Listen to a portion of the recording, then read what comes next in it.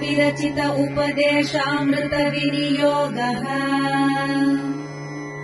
वाचो वेगम् मनसः क्रोधवेगम् जिह्वा वेगमुदरोपस्थवेगम् एतान् वेगान् यो विषहेत धीरः सर्वामपीमाम् पृथिवीम् स शिष्यात् अत्याहारः प्रयासश्च प्रजल्पो नियमाग्रहः जनसङ्गश्च लौल्यम् च षड्भिर्भक्तिर्विनश्यति उत्साहान्निश्चयात् धैर्यात् तत्तत् कर्म प्रवर्तना।